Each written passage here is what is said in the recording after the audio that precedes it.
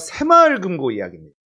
이거 진짜 큰일 났어요. 위기설 새마을금고 2달간 7조 이탈, 연체율 비상의 검찰 수사까지 들어갔다. 이런 소식이 나왔는데요. 이 소식이 어제 뉴스인데 사실 6월 22일에 횡령 비리 잇따른 새마을금고 1,500억대 부당대출 터졌다. 보통 은행이 부실화된다라는 건 비리가 끼지 않으면 사실상 힘듭니다. 은행이라는 건요, 돈을 한국은행에다가 빌려요. 기준금리로 빌려서 사람들한테 빌려줍니다. 그리고 예금도 예치를 해서 사람들한테, 기업에게 돈을 빌려줍니다. 자, 그렇게 돈을 구하고 빌려주고 예금을 예치하고 이러면서 예대 마진으로 은행이 운영되는 거잖아요. 좋은 기업에 정당한 대출을 하면 이자도 받고 원금도 받아냅니다. 수익을 확실하게 만들어낼 수 있는 거죠. 땅 짚고 헤엄치는 게 은행업인데, 은행이 망한다는 건요, 부실한 기업에 대출해주지 말아야 될 금액을 대출해줬을 때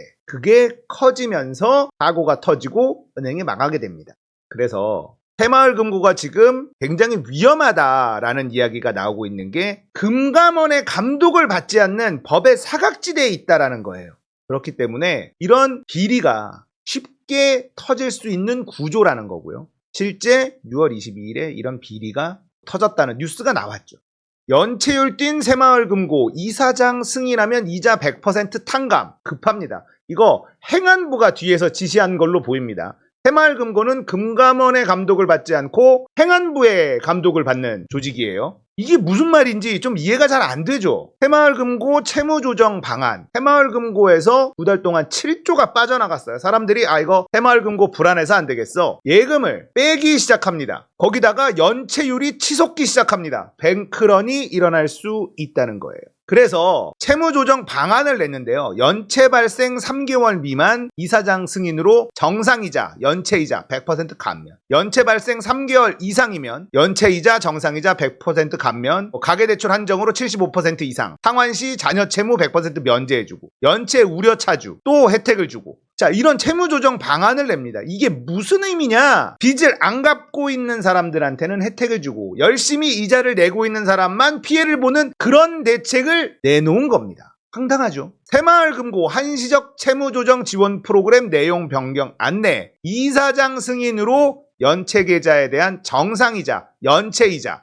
전액을 감면할 수 있다. 정상이자 납부 없이도 연체이자는 물론 기존에 밀린 정상이자까지 모두 감면하도록 프로그램을 확대했어요. 이런 적은 없습니다. 보통 연체가 심해지면 이자 일부를 감면해주는 채무조정 프로그램이 다 있습니다. 은행에도 있고 새마을금고에도 있었어. 그런데 이건 더 많이 확대하는 프로그램을 만든 거예요. 자, 이번 이자 감면은 장기간 밀린 악성 계좌는 물론 3개월 미만 단기 연체 계좌에 대해서도 적용합니다. 자, 중앙에는요, 이자 감면 후에도 연체 가능성이 있으면 향후 부과할 이자와 원금의 상환도 1년, 3년 유예할 수 있도록 안내합니다. 다만 이자 원금 상환 유예는 정상이자를 10% 이상 낸 경우 한해서만 진행합니다. 가계대출 중 3개월 이상 이자가 밀린 사람은 기존 대출의 75% 이상을 갚았다면 상황에 따라 자녀 채무를 면책해주기로 했어요. 왜 이런 짓을 하느냐? 숫자 놀이를 하려는 겁니다. 연체율이 치솟고 지금 숫자가 안 좋아지니까 이런 짓을 해서라도 지표를 좋게 보이기 위해서, 그렇게 만들기 위해서 이 짓을 한다는 거예요.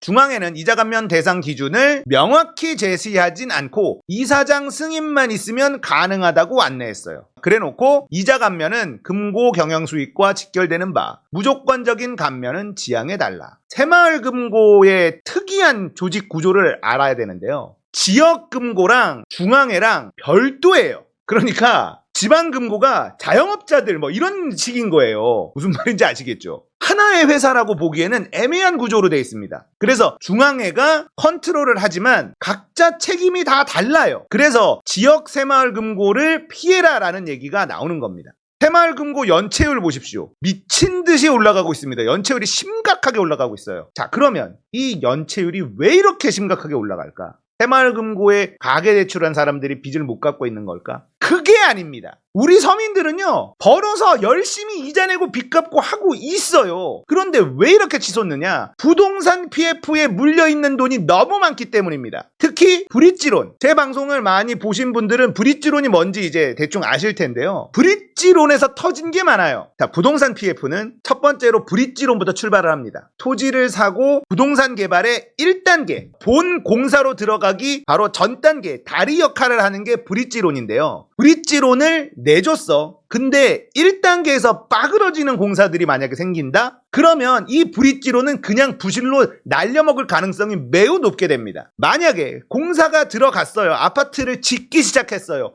그러면 터지지만 않으면 어떻게든 원금 회수, 이자 회수 가능해질 수도 있어요. 아파트가 올라가고 있으니까 한 50%만 분양돼도 대충 회수가 가능한데, 브릿지론은 판이 엎어져, 공사가 개발이 엎어져 버리면 브릿지론은 그대로 날아가는 일이 발생하는 가능성이 높아요. 그래서 브릿지론은 기존의 큰 은행들은 안 합니다. 그럼 누가 하느냐? 제2금융권, 증권사, 캐피탈, 새마을금고, 이런 데들이 브릿지론에 많이 들어가요. 수익이 굉장히 높죠, 브릿지론은. 그렇기 때문에. 자, 짓지 못하고 엎어져서 브릿지론 부실은 그대로 손실로 이어질 확률이 매우 높다. 그런데 증권사나 제2금융이나 새마을금고가 많이 들어가 있기 때문에 연체율이 이렇게 올라가는 거예요. 서민들은 여기에 일조하지 않는다는 것도 여러분들이 알고 계셔야 되는 겁니다. 자, 연체율 숫자 관리에 도움이 되지만 새마을금고 경영은 악영향이다. 당연하지. 도덕적 해이 당연히 나오죠. 이자를 잘 갚는 사람보다 이자를 안 갚는 사람에게 혜택을 주는 것이기 때문인데, 이자 감면 계좌도 별다른 기준이 없어요. 이사장 승인으로 이루어집니다. 지역금고 이사장들이 다 따로 있어요. 그 이사장 마음대로 이자를 감면해 줄 수 있다는 겁니다. 형평성 문제가 벌어질 수도 있죠. 투명하지도 않고 도덕적 해이도 있고 형평성 문제도 있고, 누가 봐도 말도 안 되는 정책을 새마을금고가 내놨다. 새마을금고 뒤엔 누가 있다? 행안부가 있는 겁니다. 왜 그럼 행안부가 이런 말도 안 되는 지시를 내린 것일까? 새마을금고 직원 사이에서도 불만이 터져 나옵니다. 당연하죠.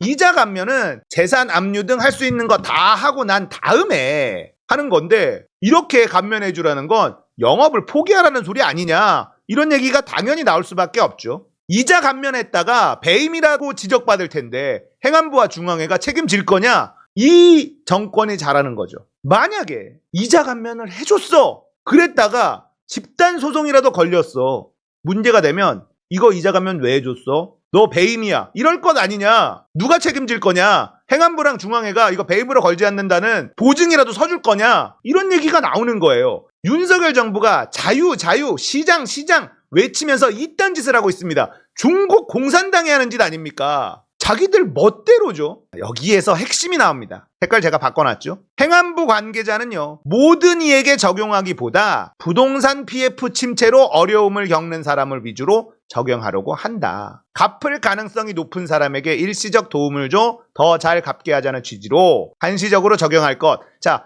부동산 PF 때문에 하는 거다라고 행안부가 고백하는 거예요. 건설사 살려야 된다. 건설사 망하는 거 어떻게든 막아라, 이 얘기예요. 이러려고 새마을금고를 지금 털고 있는데, 여러분들 그 실리콘밸리 은행이 뱅크런으로 망하는데 며칠 걸린 줄 아세요? 이틀 걸렸습니다. 요즘은 인터넷 뱅킹으로 뱅크런을 하기 때문에 주말에도 뱅크런이 벌어질 수 있습니다.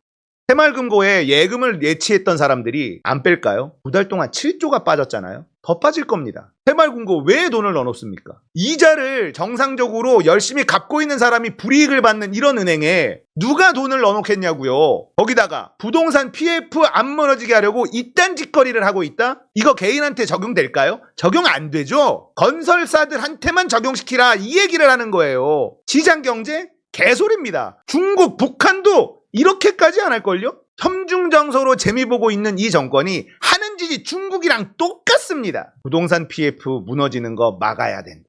이 정부는 지금 목숨 걸고 막고 싶습니다. 왜 그러냐면 지금 미국의 기준금리가 더 이상 오를 것 같진 않아요. 분위기가 그렇습니다. 파월 의장이 2번 정도 더 올린다라고 얘기했는데 미국 시장은 아니다, 저거 협박이다, 약간 뻥카 치는 거다, 블러핑이다, 이렇게 받아들이고 있는 중입니다. 이제 금리가 동결되고 경기가 좋아지고 물가가 잡히면 금리 인하가 시작될 거다. 그러면 다시 경기가 살아나기 시작할 거다. 이런 전망이 지배적이에요. 두 번 더라고 얘기했지만 시장은 그렇게 반응하지 않고 있습니다. 블러핑이다 이렇게 반응하고 있어요. 물론 지켜봐야지 되겠죠. CPI도 지표가 좋아지고 있습니다. 그래서 저건 블러핑이다라고 얘기하고 있는 사람들이 훨씬 많고 시장의 흐름도 그렇게 반응하는 것 같아요. 자, 그러면 대한민국 정부는 미국이 금리 인상 더 이상만 안 하면 그때까지만 어떻게든 이거 터지지 않게 막고만 있으면 이거 해결된다. 이렇게 보고 버티기 모드에 들어간 거예요. 지금은 터지느냐 버티느냐 이 싸움이에요. 금리가 내려가야지만 버틸 수가 있는데 미국 금리가 동결되지 않는다면 이건 터지는 겁니다. 9월 위기설이 그래서 나오는 거고 만약에 미국이 금리를 한 번이라도 올리는 순간 못 버틴다에 한 표 던집니다. 우리나라 한국은행의 기준금리가 내려가야지 돼요. 어떻게든 버텨보자. 그럼 올인이에요. 문제는 부동산 건설사들 망하지 않게 하려다가 새마을금고 망하게 생겼단 말이죠. 새마을금고 망하면 부동산 못 버팁니다. 그게 멍청한 거예요. 엄발에 오줌 놓서라도 지금 버텨라 이러고 있는 건데 이런 짓이 시장에 어떤 신호를 줄지 모르고 하는 걸까요? 당연히 알 텐데 급하다는 겁니다. 알아도 해라. 부동산 PF 터지면 이거 우리 끝난다. 저는 개인적으로 롯데건설이 가장 큰 이유다라고 예전부터 주장하고 있죠. 롯데건설 지켜야 된다. 그런 일환이 아닌가 싶은데 새마을금고 돈 넣어놓으신 분들은 잘 생각해서 판단하시길 바라겠습니다. 여기는 부실화될 가능성 너무너무 높아졌다. 이런 게 말이 됩니까? 이자를 열심히 갚고 있는 사람들은 손해를 보고 이자를 안 갚은 놈들은 혜택을 보고 이게 나랍니까? 이게 자본주의입니까? 말도 안 되는 일이죠. 이런 짓을 그냥 질러버리는 정부가 윤석열 정부라는 거. 보고 계셔야 됩니다.